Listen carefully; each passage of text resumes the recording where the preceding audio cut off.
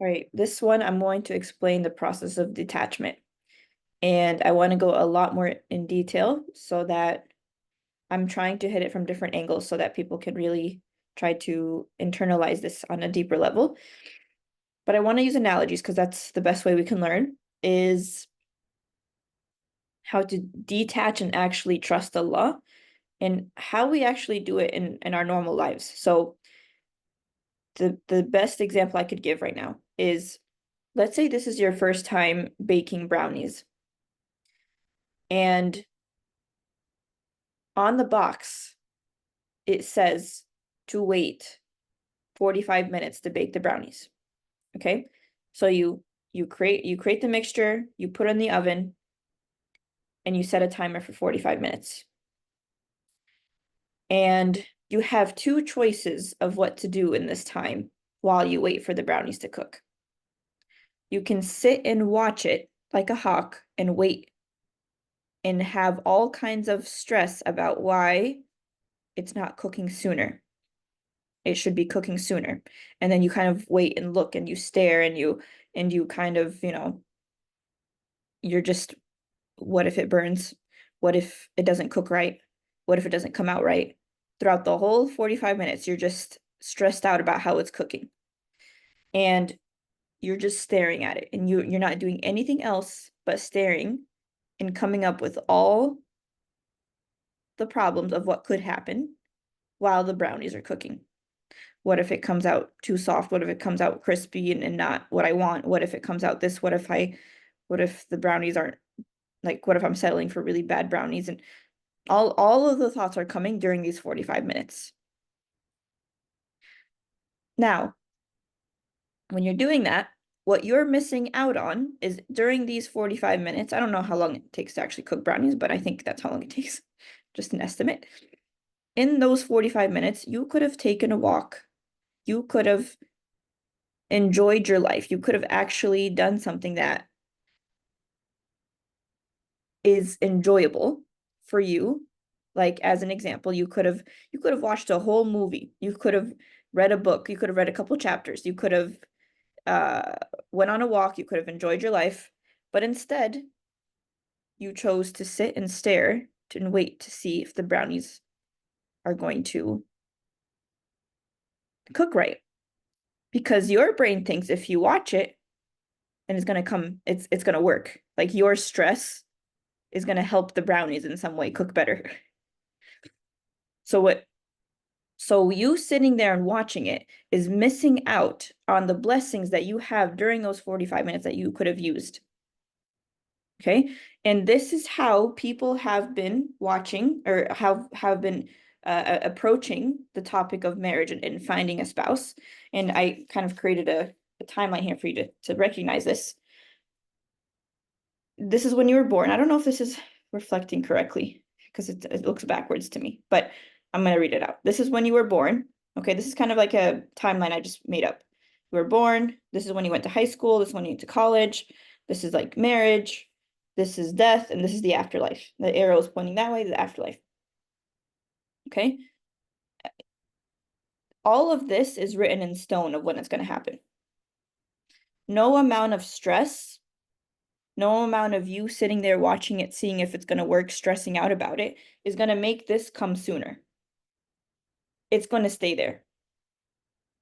And for those who think, oh, what if it's not written for me? That's a whole different video. I've already talked about this. But when we believe, we made dua, it's written for you and it's set in stone. What you can do in this time while you're waiting for your dua, it's baking, right? Your dua is baking. You actually take the time to live your life. And you don't sit and wonder, what if it burns? What if it's not the right from, what if this, what if that? All of that is answered because on the instruction manual of the brownie box, it says it will finish in 45 minutes. It's written in stone. That's it. That's the instructions. With marriage, if you think you stressing or worrying about it will make it come sooner, it's not going to work. If you mess with the brownie, like if while the brownie is cooking and you're like, I need it to be done faster, let me turn up the heat so it cooks better, you're going to come out with like burnt brownies, and it's not going to be what you want because you're just rushing the process because you think I'll only be happy once the brownies are finished. Why? Because the way you spend your time is stressing out about it, and you will feel relief when the brownies are done. However, if you use that time to be fulfilled in other ways, okay, you have a timer, the timer goes off, you'll come back, you'll turn it off, everything's fine. But in the meantime, you've read a really fulfilling book, or you watched something you really loved, or you took a nice bath and you came out and you like this, the brownies are fresh. That's detachment. Detachment is focusing on what I currently have, being happy with what I have, and letting the dua simmer on its own because it's being taken care of. It's being taken care of on its own time. As soon as you sit there and stare at the brownies, you are missing the point. You're missing the point of life because now your brain's only focused on lack. It's focused on why don't I have it? Why isn't it there yet? Look, I'm doing this kind of thing so you can remember this video. I'm being like the creepy hawk eyes. Why isn't it here yet? It has to be here. It's not there. And you're just constantly washing it, right? It can be applied to anything, right? Like let's say you have a pair of pants that you're washing, okay? And you put it in the washer and you're just sitting there waiting for it to be finished in an hour and a half. Not knowing, not trusting that it's going to be done. Whether you watch it or don't watch it, it's going to be finished. It's going to be washed. So your choice right now is how you choose to live the life. And when you're sitting there focused on why it's not there, you're living in lack. You're feeling like there's something deeply missing that I cannot be happy until I get there. Only because you completely dismissed all the other things in your life that could make you happy. Attachment blinds you to the current blessings you have. You can't see any other way to be happy because you think these brownies have to be done the way I think it should. And it was going to be done whether you were stressing or not. So you stressing is taking away from your happiness. And when you take away from your happiness, it's going to contribute to that void. And then your brain's like, well, the only way we can be happy is if this thing finishes and gets there. So how do you go from a place of letting the brownies cook? You've made your dua. Ya Allah, I want an amazing, healthy, beautiful marriage. You've pressed the submit button. You've submitted. Now, Allah's doing the plans in the back. You have no idea how it's going to come, no idea how, right? But what you do know is, okay, now that I've submitted my dua, what can I do to make sure I'm living my purpose? Now, what can I do to make sure, which is my purpose, is to be thankful for what I have, to worship Allah in that way, right? So, okay, I'm gonna create a life where I'm happy. And some people could say, yeah, man, I've done it all. I've done everything I need to do. Like now I'm not like, the only reason I'll be happy if I get married. That's not the point. The point is you have happiness right now. You have it. You have access to it. I have a house. I can do this. I can do that. I can go like join this club. I can go create this project. I can do this. I can do that. You won't have access to that when all you're thinking is, why don't I have marriage? Why am I not there yet? Okay. So when you've submitted and you believe Allah has received your dua, you start taking action from a place of, okay, I'm gonna go to this place, I'm gonna check it out. Oh, I'm gonna go to this event and go here. Oh, okay, there's this guy that's interested in talking to me. Let me check this out. Oh, no, not really. Okay. And then you're like, okay, let me check in on that dua. Let me see if there's anything happening. And you maybe potentially you download the apps, or someone introduces you to someone, you check in, but you're not stressed. Well, my point is you're not stressed about why it's not there. And the only reason you're stressed is because you're afraid that it's not going to happen. And then you deal with, okay, why is it so bad if it doesn't happen? Why is that so scary? Well, because then I won't be happy. Then that goes back to the only way I can be fulfilled is if I get that.